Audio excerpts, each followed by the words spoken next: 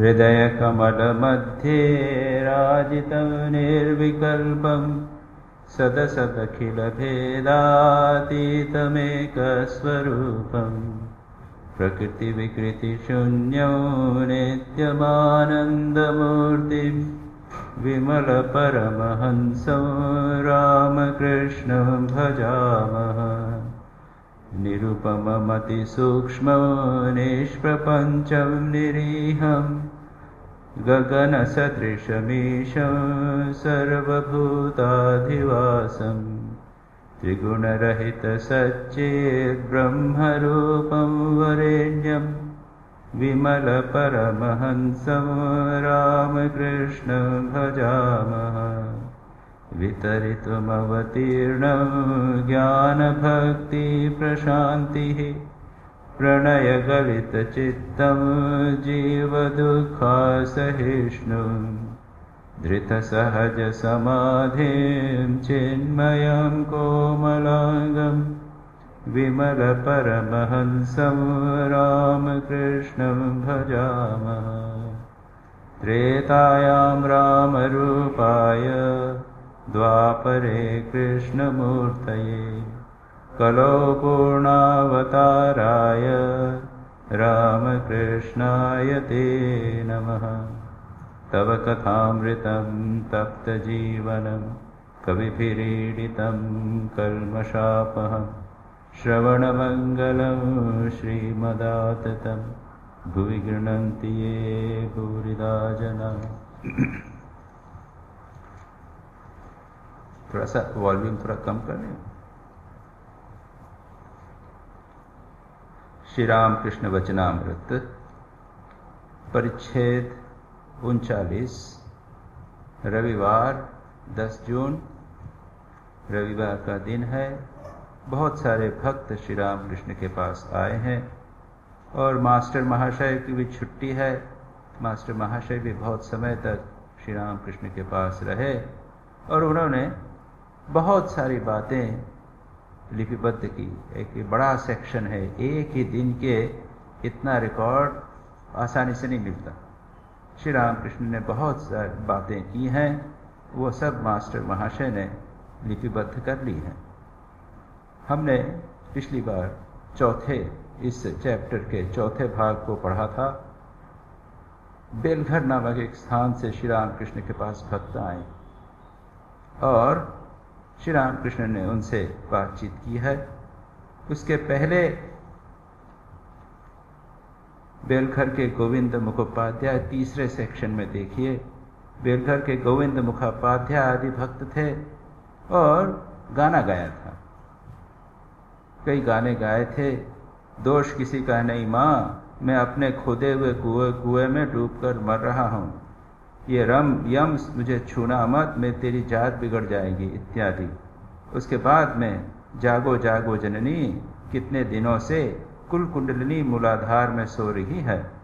माँ, अपना काम साधने के लिए मस्तक में चलो, जहाँ पर सहस्त्र पद में परम शिव विराजमान है। षट चक्र को भेद कर हे चैतन्य रूपनी, मन के दुख मिटा दो। ये सारे भक्त भजन हुए थे। श्री राम कृष्ण से बेलघर के भक्त ने प्रश्न किया था, आप हम पर कृपा कीजिए। और उसके बाद श्री राम कृष्ण ने बहुत सारी बातें कही जिसकी चर्चा हम कर चुके हैं। अब श्री राम कृष्ण आगे बोलते हैं। श्री राम कृष्ण ने ऐसा भी कहा था, 2 प्रकार के लोग होते हैं। मधुमक्खी की तरह जो केवल फूल पर बैठती है, सच्चे त्यागी केवल भगवान को चाहते हैं, संसार को बिल्कुल नहीं चाहते। और दूसरे होते हैं साधारण मक्खी जो मधु पर भी बैठती है और मिठाई पर भी बैठती है, सड़े घाव पर भी बैठती है, विष्ठा पर भी बैठती है। श्री राम कृष्ण मानो उनको प्रोत्साहित करते हुए कह रहे हैं कि तुम लोग इतना कष्ट करके यहाँ आए हो, तुम ईश्वर को ढूंढते फिर रहे हो। अधिकांश लोग बगीचा देखकर संतुष्ट रहते हैं, मालिक की खोज बिरले ही लोग करते हैं। जगत के सौंदर्य को लोग देखते हैं, इसके मालिक को नहीं देखते। People see the creation not the creator. जो जिसने बनाया है उसको नहीं देखते हैं, बनावट को देखकर ही मुक्त हो जाते। यहाँ तक हमने पाठ किया था। अब श्री रामकृष्ण एक गाने वाला जिसने गाने गाए थे उसको दिखाकर कहते हैं, इन्होंने षट चक्र का गाना गाया, वह सब योग की बातें हैं, हठ योग और राजयोग। हठ योगी कुछ शारीरिक कसरतें करता है, सिद्धियां प्राप्त करना, लंबी उम्र प्राप्त करना तथा अष्ट सिद्धि प्राप्त करना, ये सब उद्देश्य हैं। राजयोग का उद्देश्य है भक्ति, प्रेम, ज्ञान, वैराग्य। राजयोग ही अच्छा है। ये षटचक्र का संबंध योग से है, कुंडलिनी से है, और इसका और भी विस्तार हमें तंत्रों में भी प्राप्त होता है। पातंजल योग सूत्र में है और हठ योग में भी कुंडलिनी के बारे में बातचीत की गई है। तो श्री रामकृष्ण यहाँ पर कहते हैं कि इन्होंने षटचक्र के संबंध में गाना गाया, और इस संदर्भ को लेकर श्री रामकृष्ण कुछ बातें कर रहे हैं। कहते हैं हठ योग। हठ योग क्या है? ये प्राणायाम, आसन, ये जो विभिन्न मुद्राएं हैं, आप रामदेव जी की जो उसमें देखेंगे, जो रामदेव जी से बताते हैं, ये सब हठ योग। ये हठ योग से शरीर स्वस्थ रहता है। प्राणायाम, आसन इत्यादि ये सब हठ योग की बातें।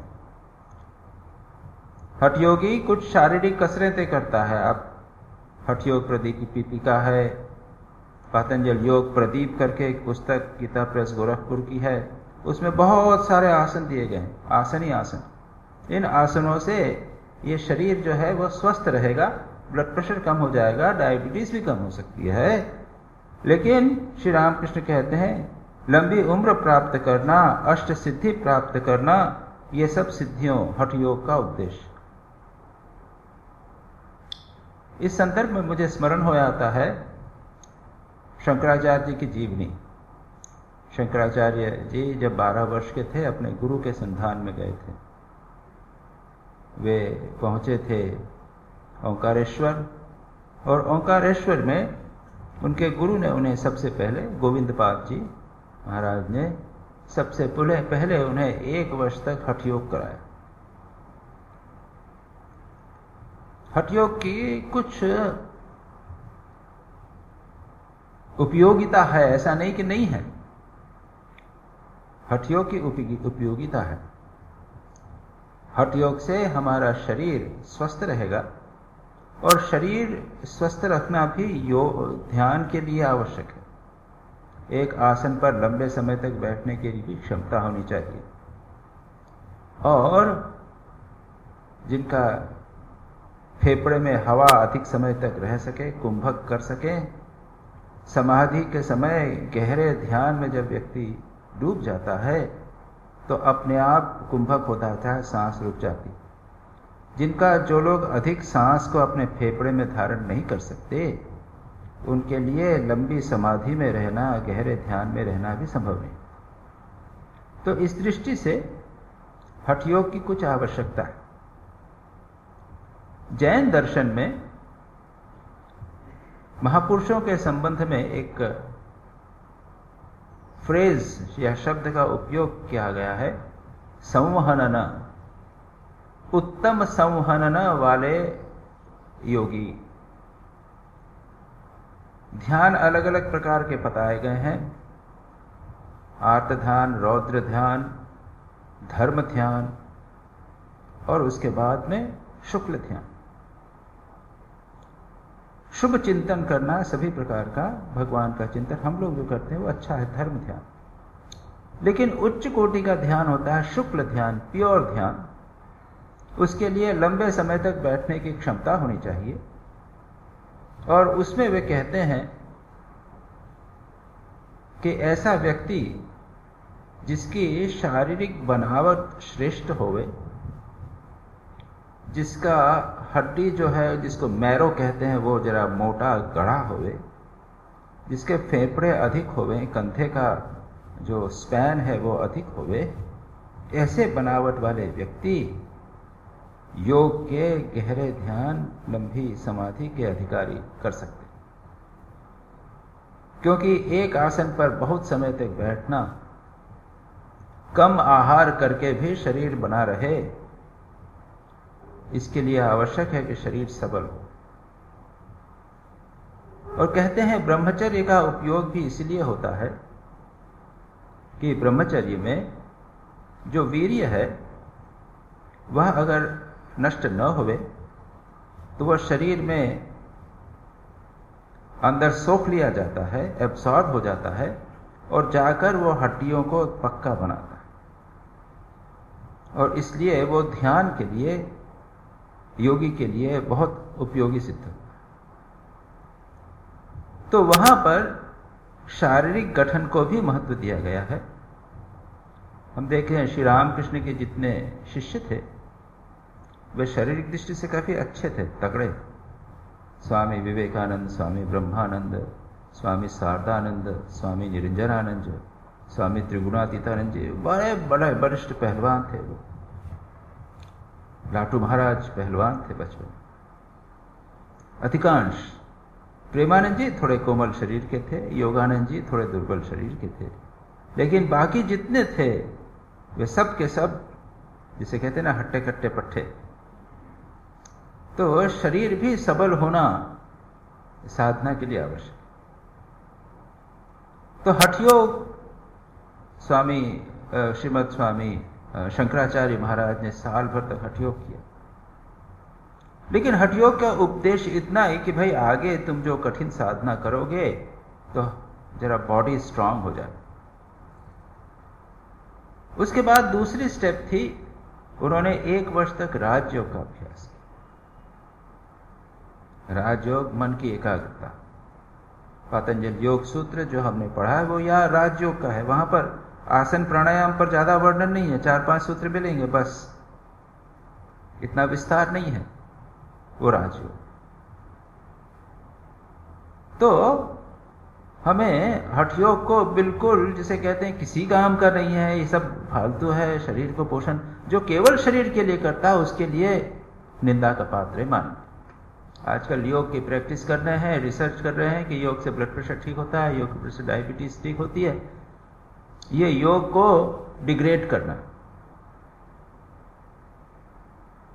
योग का उद्देश्य है शरीर सबल होवे, हठयोग का उद्देश्य शरीर सबल होवे और उसके बाद में ध्यान करने में समर्थ हो। तो श्री रामकृष्ण ये कहते हैं, उसके बाद कहते हैं ये सब उद्देश्य हैं। अगर लंबी उम्र प्राप्त हो गई, अष्ट सिद्धि प्राप्त हो गई इत्यादि, लेकिन राजयोग का उद्देश्य है भक्ति, प्रेम, ज्ञान, वैराग्य। और ये राजयोग ठीक है, यही हमें प्राप्त करने का प्रयत्न करना चाहिए। इसके बाद श्री रामकृष्ण कहते हैं वेदांत की सप्तभूमि और योग शास्त्र के षट चक्र आपस में बहुत कुछ मिलते जुलते हैं। वेद की प्रथम 3 भूमियां और योग शास्त्र के मूलाधार, स्वादिष्ठान, मणिपुर चक्र एक हैं। इन 3 भूमियों में गुह्य, लिंग और नाभि में मन का निवास है। जिस समय मन चौथी भूमि अर्थात अनाहत पर उठता है उस समय जीवात्मा का शिखा की तरह देदीप्यमान रूप में दर्शन होता है और ज्योति का दर्शन होता है। साधक कह उठता है यह क्या, यह क्या। और श्री रामकृष्ण इसके आगे 5वीं भूमि, 6ठी भूमि और 7वीं भूमि का भी वर्णन करेंगे। ये षट चक्र भेद करते हुए जब मन ऊपर उठता है योग के अनुसार या कुंडलिनी जागरण के अनुसार, तब ये बातें कही गई। और श्री रामकृष्ण उल्लेख करते हैं कि इसका जो वेद में या वेदांत में जो वर्णन है छह सप्त भूमि का, उससे मेल, हम अब इसे देखने का प्रयत्न करेंगे। और ये इस प्रकार के हमारे आध्यात्मिक जीवन के जो लेडर है, एसेंट जो है, जो उसकी भूमिकाएं हैं, इसके संबंध में हमारे मन में भी कई बार प्रश्न उठता है कि ये भूमिकाएं क्या हैं, हम कैसे आध्यात्मिक जीवन में आगे बढ़ सकते हैं, जब बढ़ते हैं तो क्या होता है। आप लोगों ने सेंट टेरेसा ऑफ अविला का नाम संभवतः सुना होगा, मैंने यहां पर कभी कभी उल्लेख किया है।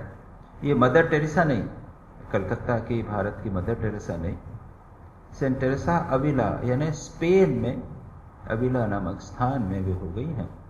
वे उच्च कोटि की आध्यात्मिक संत थी और उन्होंने बहुत सारी बहुत अच्छी किताबें पढ़ी हैं, लिखी हैं, पाथ टू परफेक्शन, और एक पुस्तक उन्होंने लिखी है इंटीरियर कैसल, आंतरिक दुर्ग।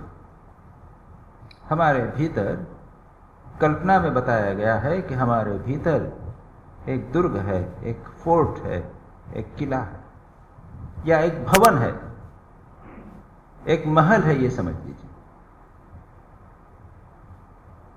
और तो उसके अंदर वो अलग अलग श्रेणियां बताती हैं।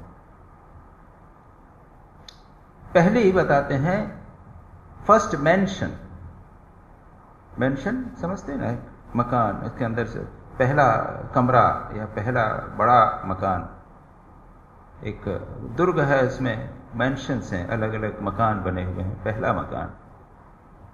तो कहती हैं कि जब आध्यात्मिक साधना प्रारंभ होती है तो वह आदमी पहला फर्स्ट मेंशन में जाता है। पर यहां पर क्या है कि बाहर के जो जानवर, सांप, बिच्छू, शेर, वो उसमें घुस आते हैं। अंदर तो घुस गया, लेकिन उसके अंदर वहां तक एंट्री है इनकी, घुस आते। उसके बाद दूसरा मेंशन में जाते हैं, वहां पे ये लोग कभी कभी घुसते हैं, ज्यादा नहीं घुस सकते, लेकिन यहां पर दूसरी समस्या है। इस तरह के, जहां तक मुझे याद है, वो अवेलेबल नहीं है पुस्तक, इंटरनेट पर जाऊंगा तो शायद मिलेगी, लेकिन मैंने कोशिश की क्रिश्चियन बुक स्टोर्स में दिल्ली में जाकर, नहीं मिली मुझे। वो कहते हैं कि आगे जाने पर 7 मेंशन है, सब 7 मेंशन से एक के बाद एक ऊपर जाने पर अलग अलग मेंशन है। आगे जाने पर बहुत सुंदर दृश्य दिखाई देता है, बड़ा सुंदर है, सब कुछ अच्छा है, म्यूजिक होता है, ऐसा ऐसा करके वो सारे सिंबल्स हैं, यानी एक प्रतीकात्मक रूप से वर्णन है। ये प्रारंभ में जो अंदर सांप, बिच्छू वगैरह घुसते हैं, वो कौन है? वे काम, क्रोध, लोभ, मोह, वह भी आ रहे हैं। श्री रामकृष्ण भी यहां कहते हैं कि योग शास्त्र में मूलाधार, स्वाधिष्ठान और मणिपुर, ये चक्र है। ये मूलाधार चक्र है बिल्कुल नीचे, हमारा जो लिंग है वहां पर। उसके बाद स्वाधिष्ठान है गुदा प्रदेश में, मणिपुर है पेट के वहां, नाभि पर, उसके पीछे जो रीढ़ की हड्डी है उसमें। अब ये क्या है, इसका उत्तर श्री राम कहते हैं, श्री राम कृष्ण, कि अधिकांश समय व्यक्ति का मन यहीं पर रहता है, यानी भोग, खाना पीना, भोग, काम कांचन, इसी के मजे में व्यक्ति जब तक रहता है तब तक उसका मन इन 3 लेवल्स पे है और कहीं पे। ये बिल्कुल ठीक बात है।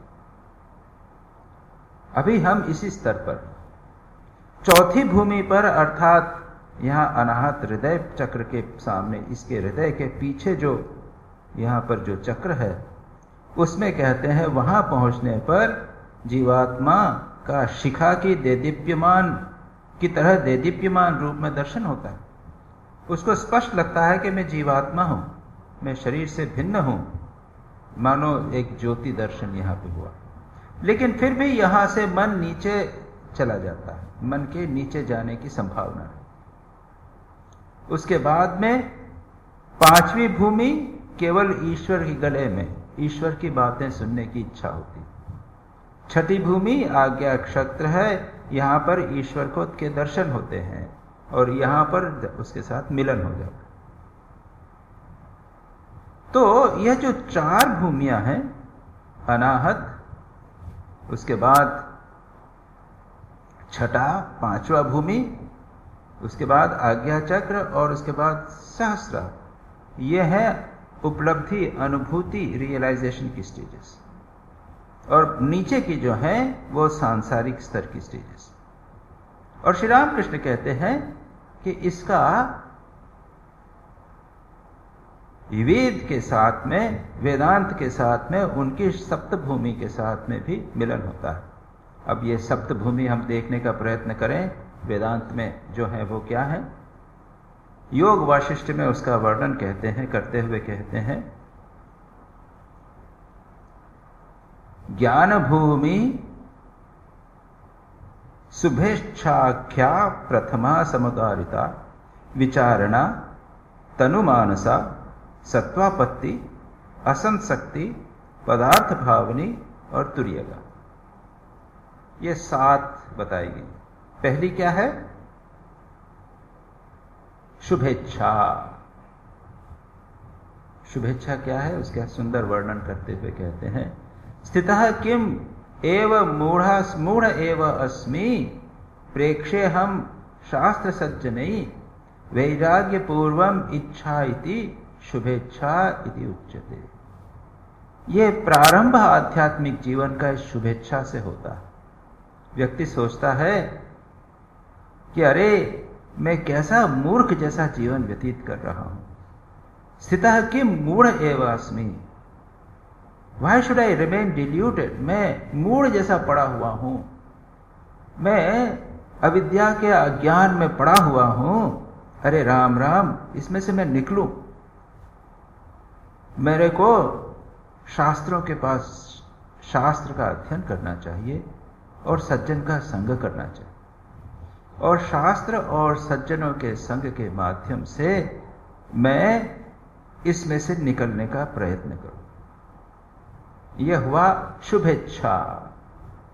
हमारे जीवन की पहली स्टेप है आध्यात्मिक जीवन की शुभ इच्छा का उदय। सबसे पहले हमारे मन में शुभ इच्छा का उदय हुआ। उसके बाद दूसरी है शास्त्र सज्जन संपर्क वैराग्याभास पूर्वकम सद्विचार प्रवृत्तिर्या सा प्रोच्यते विचारणा। दूसरी है विचारणा। पहली शुभेच्छा मन में उत्पन्न हुई, फिर क्या किया? शास्त्र पढ़े, शुभ पुस्तकों का पाठ किया, वचनामृत, रामचरितमानस, उपनिषद, इनका पाठ किया, सज्जनों के संपर्क में आए और वैराग्य का अभ्यास किया। थोड़ा संसार से मन को हटाने का प्रयत्न किया, थोड़ा जीवन में विचार किया, और वैराग्य यानी संसार के विषयों से अनिच्छा किया। यह हुआ विचारणा। सेकंड स्टेप है विचारणा। हम 2 चीजें इनको समझ सकते हैं। तीसरी तनु मानसा। तनु यानी छोटा, मानसा यानी मन। इसमें क्या हुआ? यानी हमारे मन जो है वो थोड़ा सा, इसमें जो काम क्रोध लोभ हैं वो कम हो गए। विचारणा शुभेच्छाभ्याम इंद्रियार्थेषु असक्तता। ये पहले है विचार किया, उसके पहले थे शुभेच्छा, उसके बाद विचार। इन दोनों की सहायता से जब इंद्रियों के विषयों में आसक्ति कम हो गई, इंद्रियेषु असक्तता, इंद्रियों में इंद्रियों के विषयों के प्रति जब अनासक्ति हो गई, इसको हम कहते हैं तनुमानसा। ये भी समझा जा सकता है। अब इन तीनों के अभ्यास से, यानी शुभेच्छा ये बनी रहनी चाहिए, इंटेंसिटी बनी चाहिए, इच्छा बनी रहनी चाहिए, शुभेच्छा, उसके बाद विचार और तनुमानसा। इन तीनों के अभ्यास से चित्ते अर्थ विरचरे विरतेर विषाद, यानी चित्त में अर्थ की विरति यानी विषयों से मन का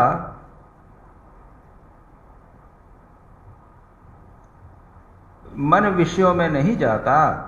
objective perception of the mind is desistance, उसको छोड़ दिया। बाहर के विषयों में मन अब बिल्कुल नहीं जाता। तब उसके बाद मन कहाँ रहने लग गया? ये 3 जो है वो निगेटिव है। इसमें संसार के विषयों से मन को हटाया गया। और अब जब सत्व आत्मनि स्थिति शुद्धे, शुद्ध आत्मा में जब मन प्रतिष्ठित हो गया तब उसको कहते हैं सत्वापत्ति। आत्मा में मन अच्छी तरह, अपने इष्ट में मन अच्छी तरह लग गया, ये सत्वापत्ति हो गई। यह जो सत्तावत्ति है, चौथी, पांचवी, छठी और सातवीं, ये 4 स्टेप्स हैं, ये रियलाइजेशन की स्टेप्स हैं, ये अनुभूति की स्तर है। अब इन चारों के अभ्यास से रूढ़ सत्व चमत्कारा प्रोक्ता असंसक्ति नामिका। Disconnection is the effect of practice of all these force. असंसक्ति, बाहर के संसार से मन पूरी तरह विरत हो गया और मन जो है वह परमात्मा में पूरी तरह लगा है। रूढ़ सत्व चमत्कारा, सत्व यानी रियलिटी, आत्मा, आत्मा के अंदर पूरी तरह से प्रतिष्ठित हो गया और चमत्कार, बड़ा आश्चर्यजनक दर्शन होने लगा। श्री रामकृष्ण कहते हैं जब गले पर आ गया मन तब स्पष्ट दर्शन चालू हो गया। उसके बाद में भूमिका पंचकाभ्यासात् स्वात्मा रामतया भृशम अभ्यांतराणां बाह्यानां पदार्थानां अनभासनात् परप्रयुक्तेन चिरं प्रयत्नेन अवबोधनम पदार्थ भावनी नाम षष्ठी भूमिका। छठी भूमिका है पदार्थ भाविनी। इसमें क्या है, 5 के अभ्यास से केवल अपने आत्मा में ही आनंद और कोई भी ऑब्जेक्ट, बाहर का और अंदर का, किसी भी विषय में मन नहीं जाता। इसको कहते हैं, इज नेम ऑब्जेक्टलेस, अनवभासनात् पदार्थ भावनी। और ऐसे में जब व्यक्ति रह जाता है तो समाधि में रह जाता है, इससे बड़ी मुश्किल से उठता है। जो चौथी भूमि है वह भी समाधि की है, गया गहरे ध्यान में डूब गया, उसके बाद में अपने आप व्युत्थान हो जाता है। 5वीं भूमि में उसको जगाना पड़ता है, थोड़ा सा जगाया उठता है। छठी भूमि में जब वह चला गया तो उसके बाद बड़ी मुश्किल से उसको उठाने पर फिर वो जागृत होता है, जागृत अवस्था में आता है। और 7वीं भूमि तुरीयगा, तुरीय अवस्था में, ये इस अवस्था से वह वापस नॉर्मल पुनः जागृत नहीं होता। तो इसको कहते हैं ब्रह्मविद वर, ब्रह्मविद वरिष्ठ, वरियान, देन ब्रह्मविद, इसमें यहाँ वो नहीं दिया है लेकिन ये विभिन्न स्टेप्स हैं। ब्रह्मविद, ब्रह्मविद वर, ब्रह्मविद वरियान और ब्रह्मविद वरिष्ठ। चौथी स्टेज में आदमी ब्रह्मविद हो गया, ब्रह्मज्ञानी हो गया। ब्रह्मविद वर उससे श्रेष्ठ, उसके बाद वरियान उससे भी श्रेष्ठ, और ब्रह्मविद वरिष्ठ वो 7वीं भूमि होगा। तो श्री रामकृष्ण यहाँ पर कहते हैं वही चौथी भूमि में आत्मा का दर्शन ज्योति के रूप में होता है। 5वीं भूमि में ईश्वर से बात करने और सुनने की इच्छा होती है। छठी भूमि में वहां पर ईश्वर का दर्शन होता है, परंतु जिस प्रकार लालटेन के भीतर है हम छू नहीं सकते, इतना क्लियर, लेकिन छू नहीं सकते। और 7वीं भूमि में मन परमात्मा में लीन हो जाता है, जीवात्मा और परमात्मा एक हो जाते हैं, देह बुद्धि चली जाती है और वहां पर अधिक समय तक नहीं रहा जा सकता। त्रिलिंग स्वामी ने कहा था, विचार करते समय ही अनेकता और विभिन्नता का बोध होता है, समाधि के अंत में 21 दिन में मृत्यु हो जाती, वह ऐसी होती है कि उसमें मृत्यु हो जाती है। ये 7वीं भूमि। बाकी स्थिति में ब्रह्म ज्ञान के बाद व्यक्ति पुनः व्युत्थान प्राप्त करता अब ये जो बातें कहीं तो ये हमारे लिए इसकी उपयोगिता अधिक नहीं है। जैसा मैंने कहा, सेंट टेरेसा ने भी कुछ बताया है। जैन धर्म में 14 स्टेप्स बताए गए, और वहां पर जो स्टेप्स बताए गए हैं वह ब्रह्म के साथ अनुभूति या एकत्व के संबंध में नहीं बताए गए हैं। वहां बताए गए हैं नैतिकता के संबंध में। पहला है जिसे कहते हैं सम्यकत्व दृष्टि। उसमें व्यक्ति निश्चय करता है कि मैं सब जीवन व्यतीत करूंगा। वह अपना सारा पहला जीवन छोड़कर केवल निश्चय करता है। उसके बाद में वह कुछ बातों को त्यागता है। जैन धर्म के अनुसार वह गृहस्थों के कुछ जो व्रत हैं उनको स्वीकार करता है। जैसे सन्यासी हैं, सन्यास जब होता है हमारा तो हमको व्रत सन्यास का व्रत लेना पड़ता है। जैनों में गृहस्थों के भी व्रत हैं। ये नियम पालन करोगे, इस तरह रहोगे, शराब नहीं पियोगे, अपने पति और पत्नी के प्रति फेथफुल रहोगे। ये सब नियम, उनके कई नियम होते हैं। उनको पालन करने में छठी लेवल 7वें स्तर पर वह सन्यासी बनता है। लेकिन सन्यासी बनते हुए भी व्रत ले लिया, लेकिन अभी भी प्रमाद है, यानी थोड़ा सा केयरलेस है। कभी कटु वचन बोल दिया, कभी चलते फिर ध्यान नहीं रखा, कीड़े पकोड़े की को चोट को हानि हो गई, कष्ट हो गया। उसके बाद 8वें स्तर में प्रमाद भी चला जाता है। इस तरह से धीरे धीरे 14वें स्तर पर वो उच्चतम स्टेज, मोक्ष की स्टेज बताई गई। वहां पर जैसा मैंने कहा, नैतिक आदर्शों की गहराई, नैतिक आदर्शों में कितने गहरे उतर गए हैं, कितने अधिक। जैसे मन में भी क्रोध नहीं आता, मन से भी किसी को कष्ट नहीं देता, ये काफी उच्च स्तर पर। स्वामी यतीश्वरानंद जी ने जो प्रसिद्ध पुस्तक है meditation and spiritual life, Hindi में ट्रांसलेशन है ध्यान और आध्यात्मिक जीवन, उसमें उन्होंने स्पिरिचुअल अनफोल्डमेंट करके एक चार्ट दिया है। और मेरा सुझाव है कि आप लोग इस ये जब संदर्भ कर रहे हैं तो उसको जरा देख लें। वो कहते हैं 1, 2, 3, 4, 5, 6, 7, 8, 9 ऐसे वहां पर भी ये स्टेजेस बनी हुई है। पहली स्टेप में, और यह वह जो उनका जो डिस्क्रिप्शन है वो हमारे लिए बहुत उपयोगी सिद्ध हो। पहली स्टेप में लिखा है कि एक सामान्य व्यक्ति एक महापुरुष के प्रति आकृष्ट होता है, एक दिव्य महापुरुष के प्रति, एक अवतार के प्रति, कोई एक लिविंग पर्सनालिटी, किसी के प्रति वो आकृष्ट। श्री रामकृष्ण के प्रति आकृष्ट हुए, राम के प्रति, कृष्ण के प्रति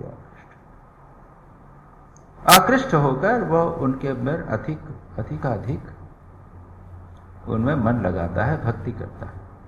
ये फर्स्ट स्टेप। दूसरे स्टेप में वह अपने इष्ट के अंदर बहुत अधिक स्पिरिचुअलिटी प्रकाश देखता है।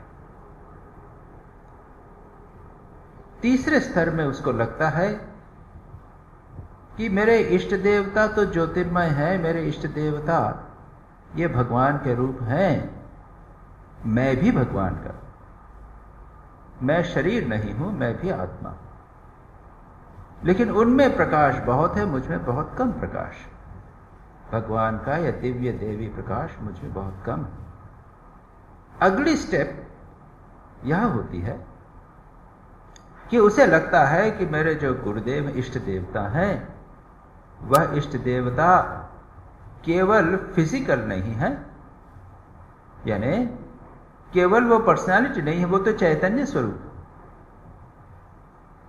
और वे परमात्मा के साथ एक है। मैं भी हूं, मैं भी शरीर नहीं हूं, लेकिन मुझ में भौतिकता अधिक है, चैतन्य कम।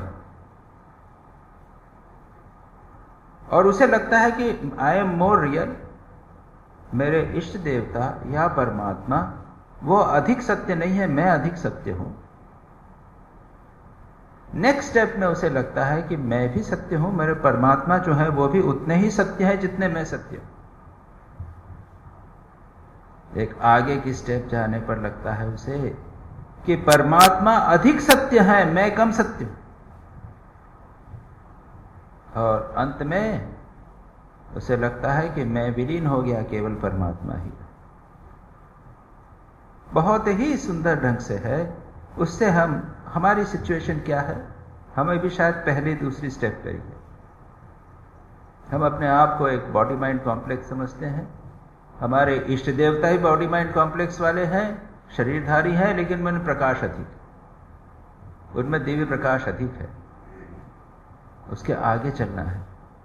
हमें यह जानना पड़ेगा कि वे जो इष्ट देवता हैं वे शरीरधारी नहीं हैं, वे तो सच्चिदानंद स्वरूप हैं।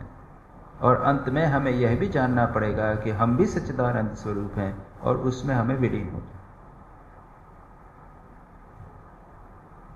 तो इस प्रकार हम देखते हैं कि ये स्पिरिचुअल एसेंट कई स्थानों पर अलग अलग प्रकार के लोगों ने आध्यात्मिक प्रगति किस प्रकार से होती है, आध्यात्मिक प्रगति के सोपानों का वर्णन किया है। और मैंने इस संदर्भ में आपको इन विभिन्न बातों को बताने का प्रयत्न किया। श्री रामकृष्ण कहते हैं, जनक पंचम भूमि पर से ब्रह्म ज्ञान का उपदेश देते थे। वे कभी पंचम भूमि पर और कभी षष्ठ भूमि पर रहते थे। जैसा मैंने कहा, जो ब्रह्मविद होते हैं, ब्रह्मविद वरिष्ठ होते हैं, जब वर होते हैं वो ब्रह्म ज्ञान में रह जाते हैं, उसके बाद में सामान्य स्तर पर आकर वो उपदेश देते हैं। लेकिन जो ब्रह्मविद वरिष्ठ हैं वो तो पूरी तरह विलीन हो जाते हैं, वो अपने बस का नहीं है, अपन समझ भी नहीं सकते उस चीज को। परंतु कुंडलिनी न जागने पर चैतन्य प्राप्त नहीं होता। ये कुंडलिनी जागरण क्या है? कुंडलिनी जागरण का अर्थ है स्पिरिचुअल अवेकनिंग, आध्यात्मिक जागरण। और यह ठीक ठीक समझना साधन सापेक्ष, ऐसे बोलने से समझाना इतना आसान नहीं, साधन सापेक्ष। इसके आगे हम करें। इतना सब करने के बाद श्री रामकृष्ण आगे कहते हैं, जिसने ईश्वर को प्राप्त किया है उसके कुछ लक्षण हैं। वह बालक की तरह, उन्मत्त की तरह, जड़ की तरह या पिशाच की तरह बन जाता है और उसे सच्चा अनुभव होता है कि मैं यंत्र हूं और वे यंत्री हूं। ये श्री रामकृष्ण फिर रियलाइजेशन की बात कहते हैं। ये एक प्रसिद्ध उनका उपदेश है। 4 प्रकार के परमहंस हुआ करते हैं, परमहंस जिन्होंने ईश्वर का दर्शन किया है। और श्री रामकृष्ण कहते हैं 4 प्रकार के, बालक की तरह, उन्मत्त की तरह यानी पागल की तरह, जो मर्जी में ऐसा करता है, जड़ की तरह, एक जगह बैठा है तो बैठा ही है, हिलता डुलता नहीं है, और पिशाच की तरह गंदा, अपने आसपास गंदा, शरीर के ऊपर गंदगी, वो सब। त्रिलिंग स्वामी के जीवन में हम ये कुछ बातें देखते हैं। त्रिलिंग स्वामी कभी कभी बनारस में रहा करते थे। अभी आप कभी बनारस जाएं तो वहाँ पर त्रिलिंग स्वामी का आश्रम है, आश्रम में जाकर आप देख सकते हैं। स्वामी श्री रामकृष्ण भी उनको गए थे, उन्होंने उनके दर्शन किए थे। वो योगी थे, कहते हैं कि 250 वर्ष तक जीवित रहे थे। ये हिस्टोरिकल फैक्ट है। उन्होंने योग के द्वारा कई सिद्धि प्राप्त की थी। त्रिलिंग स्वामी तो बच्चे की तरह कभी जड़ है तो पड़े ही हुए हैं, किसी स्थान पर पड़े रहते, बातचीत भी नहीं कर रहे हैं दिनों तक, कई दिनों तक। तो कभी बच्चे की तरह उलंग दिगंबर होकर शहर में आ जाते थे। लोग तो पहचानते थे उनको, पूजा करते थे उनकी, लेकिन बिल्कुल बच्चे जैसा उलंग होता है, बिना किसी कपड़े पहने दिगंबर, वो घूमते। एक वर्णन जैसे मैंने अभी बताया था यहाँ पे आप लोगों को, कि एक दिन आ गए और बच्चा जैसे शौच कर देता ना, चल रहा है, बच्चे ने शौच कर दिया तो उनके पैर के ऊपर शौच लग गया, मन लगा हुआ है।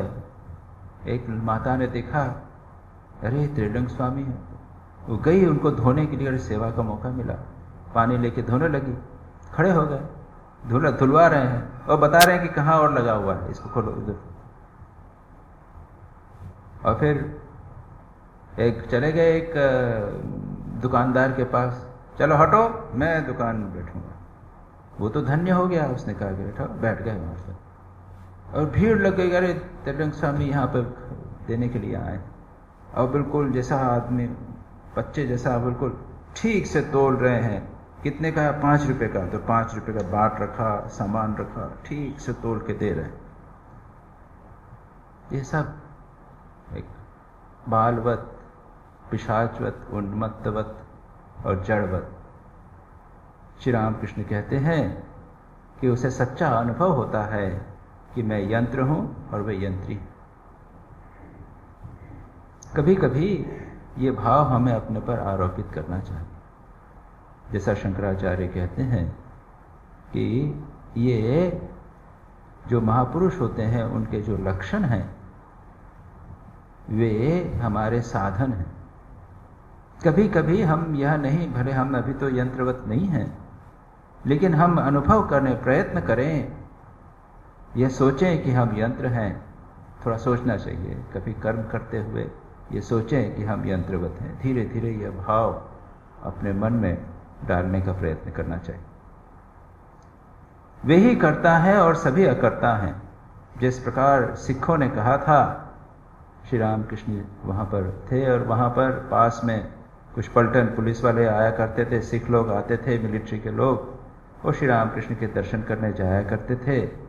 और उसका वर्णन कहीं प्राप्त होता है। उन लोगों ने कहा कि भगवान बड़े दयालु हैं हमारे लिए। तो श्री रामकृष्ण पूछे, क्यों दयालु हैं? तो क्यों महाराज? उन्होंने सूर्य की रचना की, हमारे लिए जल की रचना की है, सब किया है। तब श्री रामकृष्ण कहते हैं कि क्यों, क्या माँ बाप का कर्तव्य नहीं है कि बेटे की सेवा करे, पुत्र की संतान की सेवा करे, उसकी देखभाल करे? उन्होंने क्या विशेषता की है? वो तो उनके हमारे माँ बाप हैं, वो तो करेंगे ही। श्री रामकृष्ण इस प्रकार से कहते हैं, वो दयालु या करुणामय क्यों कहना है, उनको तो अपना माँ बाप समझना चाहिए, ये इस भाव। तो उसी प्रकार से सिखों के साथ और भी वार्तालाप हुआ। एक वार्तालाप में वे कहते हैं, जिस प्रकार सिखों ने कहा था पत्ता हिल रहा है, वह भी इच्छा ईश्वर की इच्छा है। याद रखिए, संसार में जो कुछ होता है सब इच्छा ईश्वर की इच्छा से होता है। ये भाव दृढ़ता से हमारे मन में डाल के रखना चाहिए। राम की इच्छा से ही सब हो रहा है। यह ज्ञान जब व्यक्ति उच्च स्तर पर पहुंचता है, ईश्वर दर्शन होता है, तब उसको स्पष्ट पता चलता है कि राम की इच्छा से हो रहा है। जैसे जुलाही ने कहा था, राम की इच्छा से ही कपड़े का दाम 1 रुपया 6 आना है। राम की इच्छा से डकैती हुई, राम की इच्छा से डाकू पकड़े गए, राम की इच्छा से ही पुलिस वाले मुझे ले गए और फिर राम की इच्छा से ही मुझे छोड़ दिया। श्री रामकृष्ण ने एक कहानी सुनाई थी। जो लोग श्री रामकृष्ण वचनामृत पढ़ते हैं वह जानते होंगे। एक जुलाहे की बात। भक्त जुलाहा जो जब कुछ कपड़ा देता था तो कहता था कि ये राम की इच्छा से इस कपड़े का दाम जो है यह हुआ, कपड़े में जो मैटर लगा है वो 5 रुपए का है, इसकी मजदूरी 1 रुपए की है और राम की इच्छा से इसके ऊपर मुनाफा 1 रुपया है, ये 6 रुपया या राम की इच्छा से 6 रुपए का। लोग उसमें इतना विश्वास करते थे कि उसको जो मांगता था दे देते थे। और फिर रात को वो भजन करता था। रात को एक बार चोर आए, चोरी किया, बहुत सामान आया। उनको एक आदमी था, देखा कि ये भोला भाला आदमी, उसको पकड़ लिया, उसके सिर के ऊपर उन्होंने सामान रखा। जा रहे थे, पुलिस आ गई, चोर तो भाग गए, इसको पकड़ लिया। ये पकड़ गया। जब जज के सामने लोगों ने कहा कि अरे ये तो संत है, इसको आपने कैसे पकड़ लिया? लोगों के सामने जब वे गए तो जज के सामने तब उसने यही कहा कि राम की इच्छा से मैं बैठा हुआ था, राम की इच्छा से ये हुआ, मैं राम की इच्छा से भजन कर रहा था, राम की इच्छा से चोर आए, राम की इच्छा से ये सारी बातें हुई और राम की इच्छा से मैं आपके सामने आया। तो जज ने कहा अरे भाई इसको तो छोड़ो, ये चोर नहीं है, चोर दूसरे कोई है। जब निकला तो कहा राम की इच्छा से मुझ छूट। तो ये होता है जब व्यक्ति को ठीक ठीक अनुभव होता है, बोलने मात्र से नहीं होता। लोग हमारे सब बोलते रहते हैं कि ये राम की इच्छा से हुआ, फलाने की इच्छा से हुआ, ये हुआ। It is a deep realisation. ठीक ठीक व्यक्ति मन करता है कि आमी यंत्र तुम्हें यंत्री, मैं यंत्र हूँ और प्रभु चला रहे हैं। भगवान और कहते हैं कि मैं हृदय में बैठकर सब लोगों को है अर्जुन चलाता हूँ यंत्र की तरह, लेकिन इसको अनुभव करना चाहिए। संध्या निकट हो गई, श्री रामकृष्ण ने थोड़ा विश्राम किया। भक्तों के साथ लगातार हरि कथा हो रही है।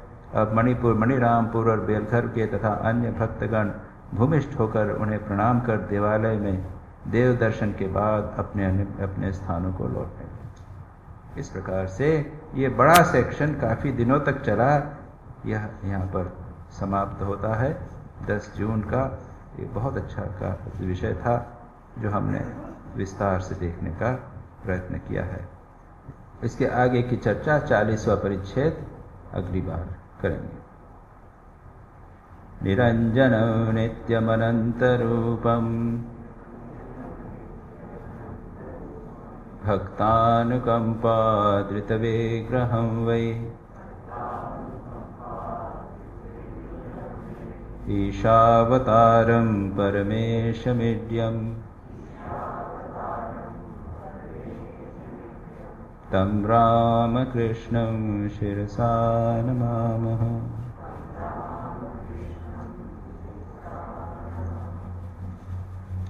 आगामी